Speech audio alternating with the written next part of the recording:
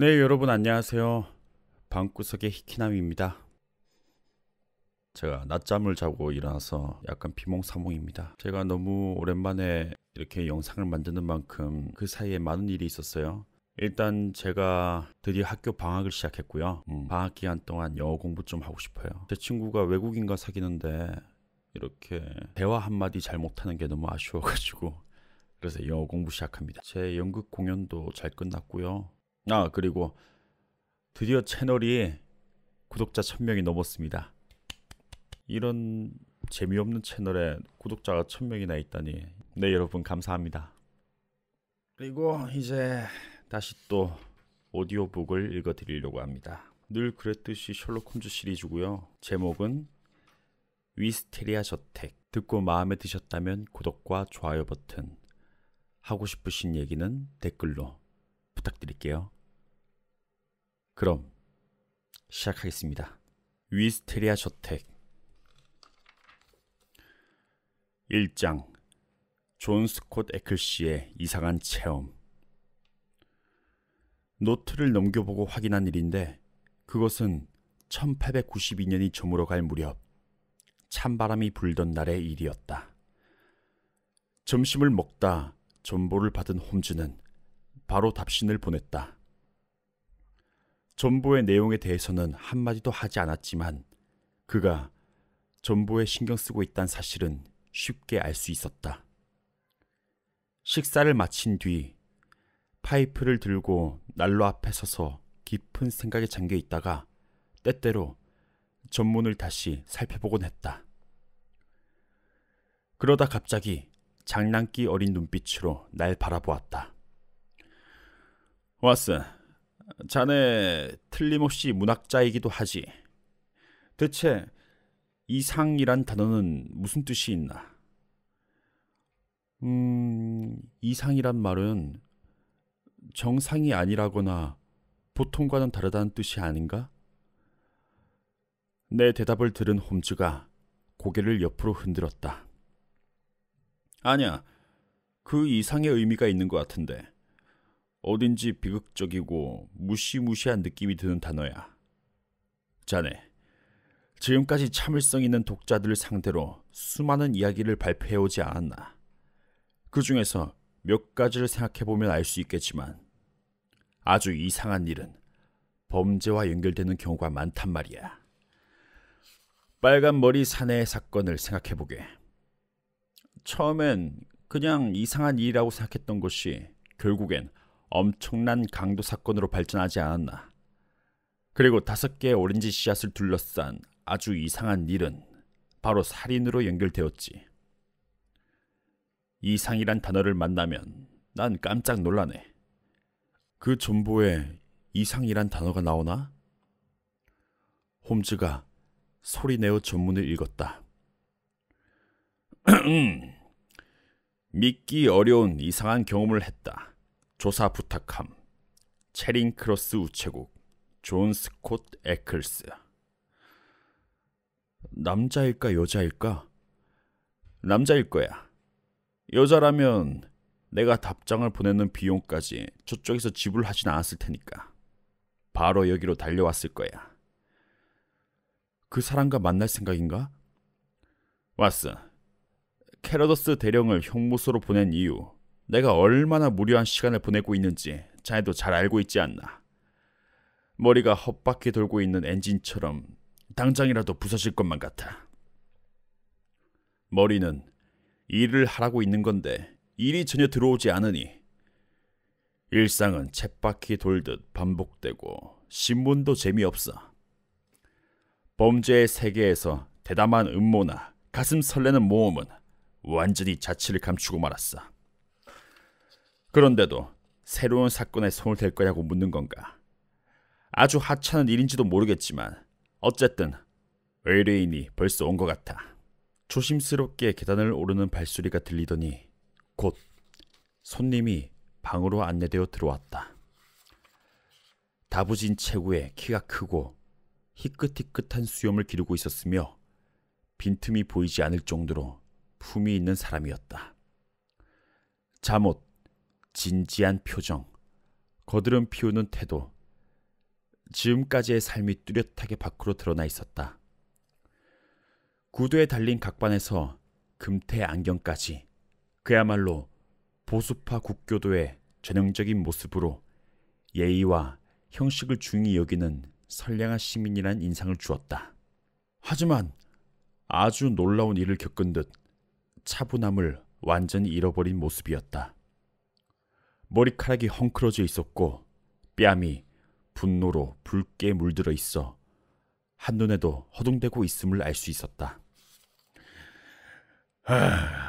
매우 이상하고 불쾌한 경험을 했습니다. 홈즈씨, 이런 경험은 내 평생 처음입니다. 정말 괘씸하다고 해야 할지 무례하다고 해야 할지 어떻게 된 일인지 이걸 알아야만 분을 삭힐 수 있을 것 같습니다. 그가 분노를 참지 못하고 숨을 헐떡이며 말했다. 자, 자리에 앉으세요, 존 스콧 에클씨. 우선 왜 여기로 오셨는지 그걸 물어야겠습니다. 홈즈가 그를 달래는 듯한 투로 말했다. 경찰에 알릴 만한 일은 아니지만 그렇다고 해서 그냥 내버려 둘 수도 없는 일이었습니다. 사립탐정이나 사람들에게는 조금도 흥미가 없지만 당신의 평판은 예전부터... 그렇군요. 한 가지 더 질문하겠습니다. 뭔가요? 홈즈가 회중 시계를 들여다보았다. 지금은 2시 15분이에요. 당신이 전보를 친 것은 1시경이었고 옷 매무새나 머리가 흐트러진 것으로 보아서 오늘 아침에 눈을 뜬 순간부터 골칫거리가 생긴 것 같은데. 존 스콧 에클스가 헝클어진 머리를 매만지고 수염이 자란 턱을 쓰다듬었다. 어떻게 하셨습니까? 아침에 몸단장 같은 건 전혀 생각지 못했습니다. 어서 그 집에서 나가자는 생각밖에 없었으니까요. 여기에 오기까지 여기저기 둘러보고 왔습니다. 관리인을 찾아갔더니 가르시아 씨는 꼬박꼬박 집세를 내고 있었으며 위스테리아 저택에도 특별히 이상한 점은 없다고 말했습니다. 잠깐만요. 당신은 여기 있는 내 친구 왓슨 박사와 비슷하군요. 왓슨에게는 이야기 순서를 거꾸로 말하는 좋지 않은 버릇을 가지고 있어요. 다시 한번 생각을 정리하셔서 있었던 일을 정확하게 순서대로 말씀해 주세요. 대체 무슨 일이 있었기에 머리도 빗지 않고 구두만 정장용 구두를 신고 조끼의 단추까지 엇갈리게 채우고 제게 도움을 청하러 오신 거죠? 홈즈가 웃으며 말했다. 에클스는 한심하다는 표정으로 자신의 단정치 못한 복장을 내려다보았다. 정말 가관이군요, 홈즈씨. 태어나서 처음으로 당하는 일이라서요. 어쨌든 그 이상한 일을 마짐없이 말씀드리겠습니다. 그러면 이런 모습으로 찾아올 수밖에 없었다는 사실을 당신도 인정하게 될 겁니다. 그가 자신의 사정을 막 털어놓으려던 순간 그를 막아서는 일이 일어났다. 방 밖이 소란스러워지더니 하숙집 안주인 허드슨 부인이 문을 열고 듬직한 체구의 두 남자를 방 안으로 안내했다. 한 사람은 우리도 알고 있는 런던 경찰청의 그렉슨 경감이었다. 힘이 넘치고 늘름하며 한계가 있긴 하지만 유능한 경관 중 한 명이었다. 홈즈와 악수를 나눈 그는 함께 온 남자를 서리주의 경찰인 베이슨 경감이라고 소개했다. 우리는 서로 힘을 합쳐 수사를 하고 있습니다. 쫓고 있던 사냥감이 이쪽으로 뛰어들어서요.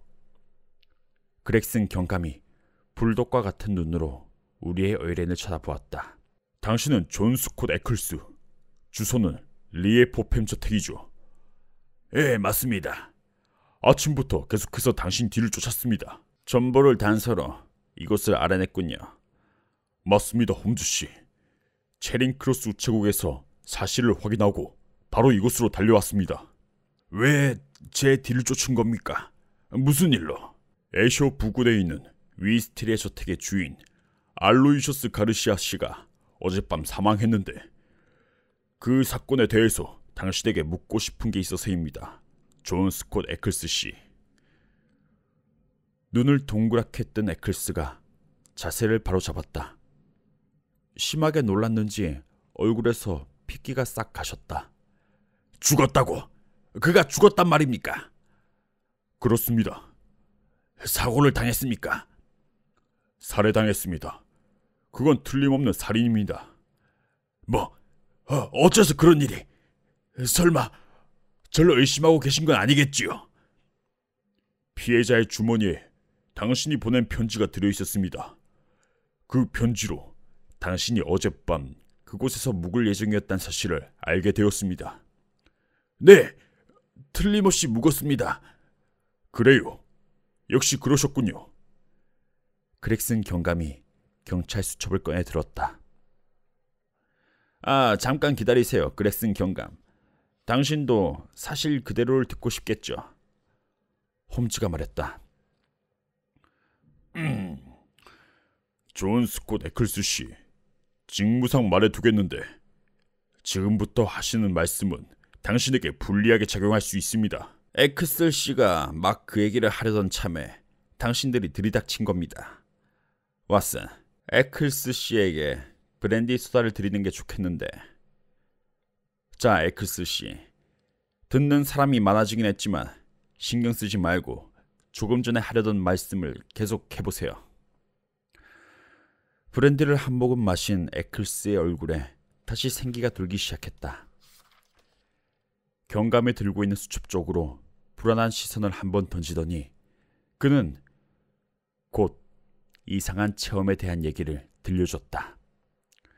전 독신이고 원래 사교를 좋아하기 때문에 많은 친구들과 교제하고 있었습니다.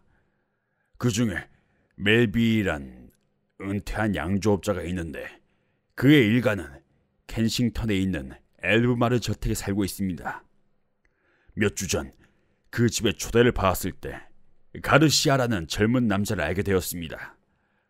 그는 스페인계로 대사관과 어떤 연관이 있는 사람이라고 했습니다. 영어가 아주 유창했고 흠잡을 데 없이 예의 바르며 흔히 볼 수 없을 정도로 미남이었습니다. 우린 마음이 잘 맞았습니다. 그는 처음부터 제가 마음에 들었는지 알게 된 지 이틀도 지나지 않았는데 리에 있는 저희 집을 방문했습니다.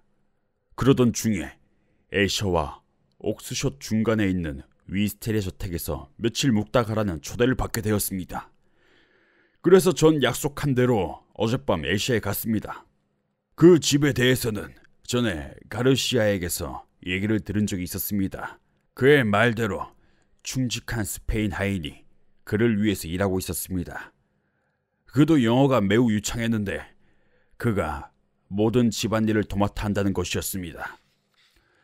그리고 여행을 갔다가 알게 된 혼혈 요리사가 있는데 솜씨가 매우 좋아 멋진 식사를 준비해준다는 것이었습니다. 서리주의 주택가에 있는 집치고는 매우 특이한 집이 아니냐고 그렇게 묻던 그의 말을 기억하고 있습니다. 그때 전 정말 그렇다고 대답했는데 실제로 방문해보니 이건 특이한 정도가 아니었습니다. 위스테리아 저택까지는 마차로 갔습니다. 에이시아에서 남쪽으로 약 2마일 정도 떨어진 곳에 있었습니다. 집은 매우 넓었으며 도로에서 꽤 들어간 곳에 지어져 있었습니다. 구불구불한 마찻길을 따라서 높다란 상록수들이 늘어서 있었습니다. 건물은 낡았고 손을 본 흔적도 없이 그대로 무너져 가고 있었습니다. 잡초가 무성하게 자라 있었고 비바람에 시달려 더러워진 문 앞까지 마차를 타고 들어갔습니다. 그 순간 문득 별로 친하지도 않는 사람의 집을 방문한 게 경솔한 짓이 아니었는지 이런 생각이 들었습니다. 하지만 가르시아 씨는 자기가 직접 문을 열어주는 등 진심으로 저를 환영해 주었습니다. 그리고 거뭇한 피부에 어딘지 음울한 느낌을 주는 하인이 짐을 내리고 절 침실까지 안내해 주었습니다. 집 전체에 답답한 기운이 감돌고 있었습니다. 저녁은 가르시아 씨와 단 둘이서 먹었습니다. 그는 최선을 다해서 저를 대접하려고 했지만 마음이 다른 곳에 가 있는 듯 넉나간 사람처럼 종잡을 수 없는 얘기만 해대서 전 그 뜻을 전혀 알아들을 수 없었습니다.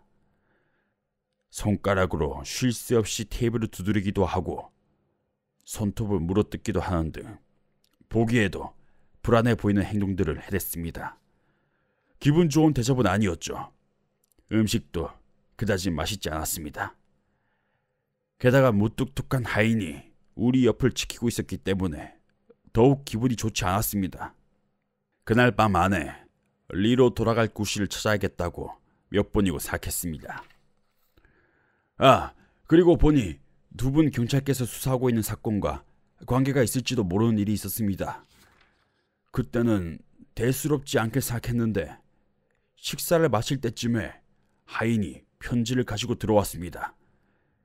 그 편지를 읽고 난 가르시아 씨는 그 전보다 훨씬 더 이상한 행동을 보였습니다. 저와는 전혀 다른 대화를 나누고 있었고 줄담배를 피우며 깊은 생각에 잠겨 있었습니다. 편지에 대해서는 단 한마디도 하지 않았습니다. 11시쯤에 전 서둘러 침실로 들어갔습니다. 그런데 잠시 후에 가르시아 씨가 방문을 열었습니다. 그때는 이미 불을 끈 뒤였습니다. 저에게 배를 울렸나고 물었습니다. 전 울리지 않았다고 대답했습니다. 그는 조금 있으면 1시인데 이렇게 늦은 시각에 미안하다고 말했습니다. 그 이후로 전 아침까지 깊은 잠을 잘 수가 있었습니다. 정말 이상한 일은 아침부터 일어나기 시작했습니다. 아침에 눈을 떴을 때 주인은 이미 환하게 밝아 있었습니다. 시계를 보니까 9시에 가까운 시각이었습니다. 8시에 깨워달라고 부탁을 해두었는데 그때까지 내버려 두다니 어처구니가 없었죠. 하인을 부르려고 자리에서 벌떡 일어나 배를 눌렸습니다. 하지만 하인의 모습은 나타나지 않았습니다. 몇 번을 눌러도 결과는 마찬가지였습니다. 벨이 고장난 거라고 생각을 했었습니다. 전 서둘러 옷을 입고 화를 내며 따뜻한 물을 마시러 아래층으로 내려갔습니다. 그런데 아래층에는 아무도 없었습니다. 현관 옆에 있는 방으로 가서 사람을 불러보았지만 아무도 얼굴을 내밀지 않았습니다. 그래서 방 하나하나를 살펴봤습니다. 사람의 모습이라고는 어디에서도 찾아볼 수가 없었습니다. 어젯밤에 가르시아 씨의 방이 어딘지 알아두었기에 그의 방을 두드려 봤지만 아무런 대답도 들리지 않았습니다. 손잡이를 돌려 안으로 들어가 봤습니다. 방은 텅 비어 있었고 침대에도 잔 흔적이 남아있지 않았습니다. 가르시아 씨도 다른 사람과 함께 사라져버린 것이었습니다. 주인, 하인, 요리사, 이 세 외국인이 하룻밤 사이에 종적을 감춘 것입니다. 그곳으로 전 위스테리아 저택의 방문을 마쳤습니다.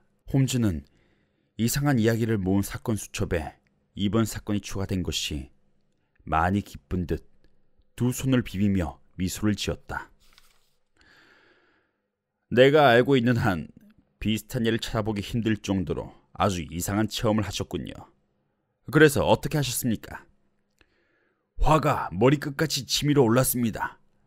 처음엔 장난을 치는 줄 알았습니다. 짐을 싸서 있는 힘껏 현관문을 닫은 뒤 가방을 들고 애셔로 향했습니다.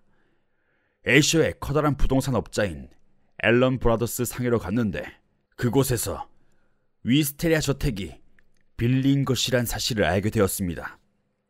그 순간 이번 일은 나를 놀리기 위한 것이 아니라 집세가 밀려서 그런 것이 아닐까, 그런 생각이 머리를 스치고 지나갔습니다. 벌써 3월도 거의 다 끝나가고 집세를 내야 할 날이 얼마 남지 않았으니까요. 하지만 그게 아니었습니다. 상회에서는 이미 집세를 선불로 받았다고 했습니다. 런던으로 나온 전 스페인 대사관을 찾아가 봤습니다. 대사관에서는 가르시아라는 사람에 대해서 아는 바가 없다고 했습니다. 그래서 멜빌 씨의 집도 찾아가 봤습니다. 가르시아 씨를 처음 만난 곳이 그곳이었으니까요. 그런데 멜빌 씨는 가르시아 씨에 대해서 저만큼도 모르고 있었습니다. 그땐 이미 홈즈 씨의 전보를 받은 뒤였기 때문에 바로 이곳을 찾아왔습니다. 홈즈 씨는 난처한 일을 당한 사람에게 지혜를 빌려준다는 얘기를 들었습니다. 아, 참 경감님. 조금 전에 말씀에 의하면 그곳에서 끔찍한 사건이 있었던 듯한데요. 조금 전에 드린 말씀은 전부 사실입니다. 맹세할 수 있습니다. 그 일 말고 가르시아 씨의 운명에 대해서는 아무것도 모르는 것이 없습니다. 전 경찰에게 도움이 되도록 최선의 노력을 다하겠습니다. 예, 알겠습니다, 에클스 씨. 잘 알겠습니다. 당신의 말은 우리가 확인한 사실과 완벽하게 일치합니다. 예를 들자면 식사 중에 도착한 편지, 그 편지를 어떻게 했는지 알고 계십니까? 그렉슨 경감이 부드러운 어조로 말했다. 네, 가르시아 씨가 국에서 난로 안으로 집어던졌습니다. 베이슨 경감, 어떻습니까? 사실과 일치합니까? 네, 여러분. 오늘은 여기까지 읽겠습니다. 제가 이제 방학을 시작했으니까 좀 자주 업로드 하도록 하겠습니다. 네, 여러분. 들어줘서 고맙고요. 지금 낮이기 때문에 밤인사하긴 좀 그렇습니다. 모두 행복한 하루 보내세요.